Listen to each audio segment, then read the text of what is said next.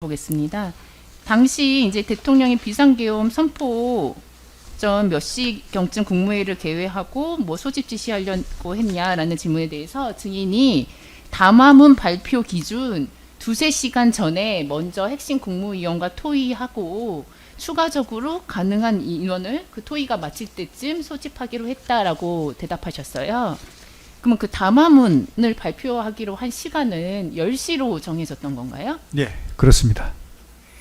그러면 10시를 기준으로 2~3시간 전에 핵심 국무위원 먼저 토의를 하고 아니요. 12~3시간 전에 소집을 시켜서 네. 토의를 하는 거니까 네. 시간은 정확히 언제쯤 들어올지는 모르죠. 그러면 그 추가적으로 가능한 인원은 대략 담화문 발표 기준으로 언제쯤 소집할 예정이셨어요? 그때 이제 염두로 판단했던 것은 1시간 전쯤으로 네. 판단을 했던 것으로 기억합니다. 1시간 전에 21시 소집 경. 통지를 하기로요. 아니 21시경에는 일단 정족수가 모여서 이 국무회의를 할 수 있도록 하는 것이 어떻겠느냐라는 생각을 대통령 말씀하셨기 때문에 그렇게 생각을 했었는데 막상 이렇게 진행을 하다 보니까 너무 논의가 진지하고 치열하게 이루어지다 보니까 시간이 좀 지연된 것이죠. 21시경에 토의를 할 예정이었으면 소집은 먼저 해도 됐던 거 아닌가요? 소집 통지는? 아니요. 그게 왜 안 되냐면요. 제가 이런 말씀 드리면 뭐한데 주요 핵심 필수 그 국무위원들하고 대통령께서 진지하게 토의를 하시잖아요. 그 토의 결과가 어떻게 될지 모릅니다. 예를 들어서 대통령께서 그 장관들의 의견을 다 받아들여서 그래 뭐 계엄하지 말자라고 하실 수도 있어요. 막말로. 그러면 올 필요 없잖아요. 그래서 미리 중간에 할 필요는 하는 건 안 맞다는 것이죠. 어느 정도 마무리가 된 상태에서 대통령님의 결심이 어느 정도 선 상태에서 해야죠. 한다 하는 결심이 섰을 때 하는 것이죠. 그래서 토의가 마무리될 때쯤 그렇죠, 소집 그렇죠. 통지를 했다는 말씀이에요? 네네네. 그러면 그때 이제 가능한 인원을 소집하기로 했다고 하셨는데 이 가능이라는 것은 물리적으로 빨리 올 수 있는 그렇죠. 국무위원들을 말하는 건가요? 맞습니다. 그러면 뭐 주거지 등을 기준으로 정하나요? 그거는 제가 뭐 구체적으로 뭐 어떻게 했는지 잘 모르겠는데 네. 빨리 올 수 있는 그러니까 뭐 현재 위치가 중요한 거 아니겠습니까? 주거지도 중요하지만 주거지하고 현재 위치가 중요할 것 같은데 뭐 그런 걸 고려해서 아마 하지 않았을까 싶습니다.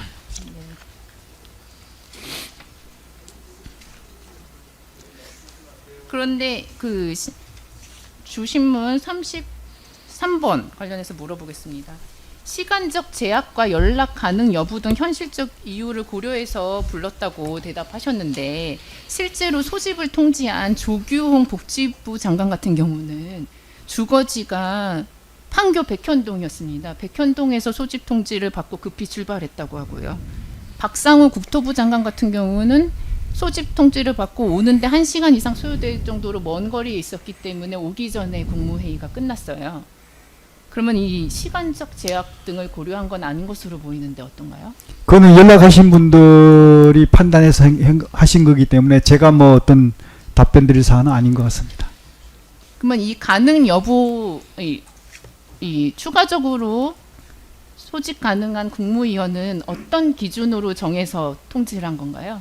기본적으로 하여튼 빨리 오실 수 있는 분을 기준으로 했는데 구체적으로 누구한테 어떻게 했는지는 그거는 제가 정확하게 모르고 있습니다. 네. 알겠습니다. 그럼 이제 준비한 반대 신문 예. 사항으로 물어보겠습니다. 근데 그 일본에 있는 1130번은 아 이거는 원래 오늘 증거 신청하려고 했던 예. 건데 이거는 그러면 제시하지 않고 물어보겠습니다.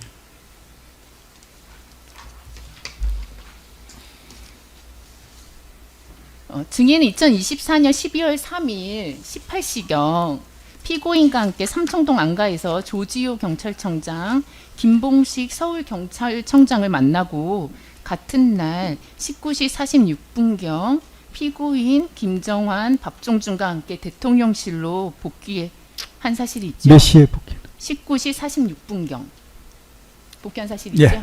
그 당시에 그 대통령실 CCTV를 보면 증인이 노란 서류 봉투를 소지한 채 직무실로 들어간 게 확인되는데 기억나시나요?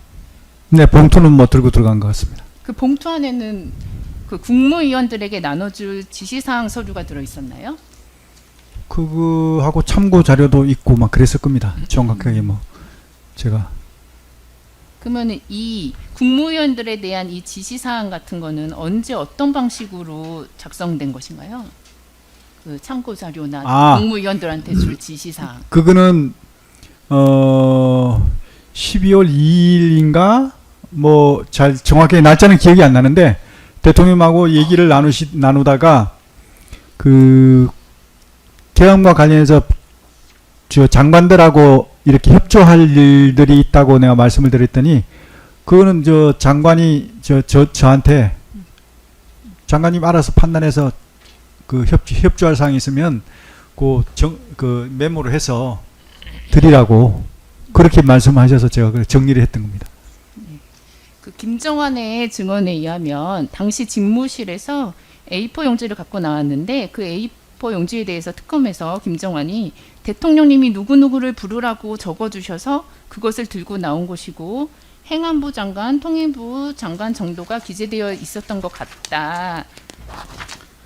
보안 손님으로 모시도록 조치를 하라고 지시하셨고 달리 국무회의 때문에 소집이 필요하다고 말씀하지 않으셔서 국무위원들에게 그냥 급한 일로 부르신다고만 연락을 돌렸다라고 진술했는데 피고인이 김정환에게 이 국무위원 이름이 적힌 A4 용지를 건네주는 걸 보았나요? 당시 그 제가 집무실에서? 본 기억은 없습니다. 본 기억이 없어요? 네.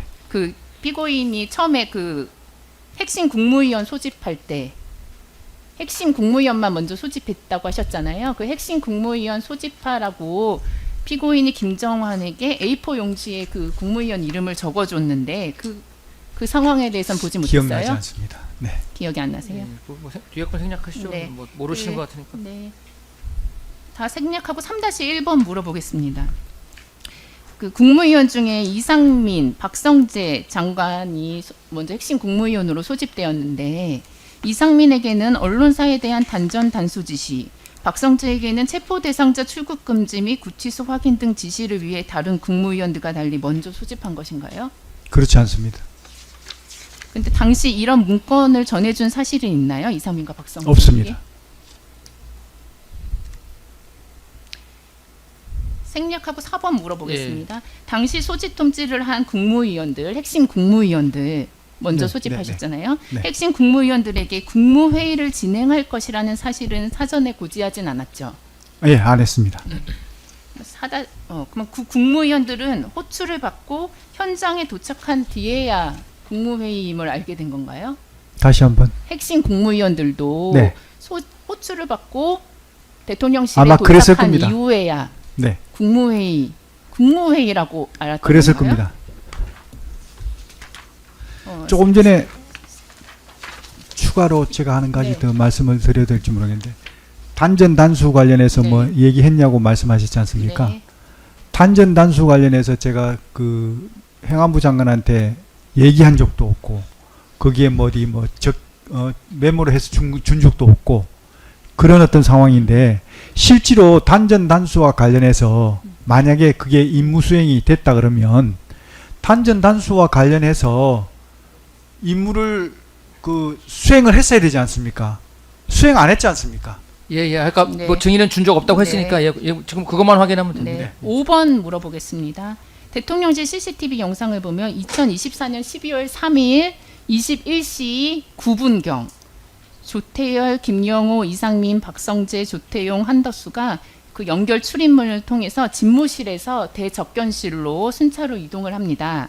그때 조태열은 손에 A4 용지로 보이는 문건 소지하고 있었고 조태용도 A4 용지 소지하고 있었고 한덕수도 손에 A4 용지 크기의 문건 2부 소지한 것으로 확인되는데 이 각 국무위원들이 소집한 A4 용지는 뭔가요?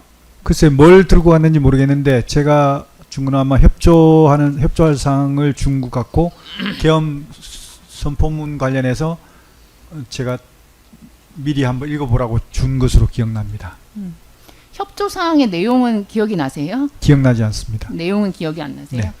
그러면 각 국무위원들에게 필요한 협조 내용인가요? 아마 그럴 겁니다. 그 다른 국무위원과 달리 증인은 피고인과 함께 계속해서 집무실에 있었던 것으로 보이는데 집무실 안에서는 그 당시 어떤 내용의 논의가 있었나요? 그 핵심 네, 국무위원들 있을 때. 국무위원들 오셨을 때요. 네. 구체적으로 뭐 누가 무슨 얘기했는지는 정확히 기억은 나지 않습니다. 다만 이제 굉장히 그 정말 진지한 논의가 있었던 것으로 저는 기억하고 있습니다.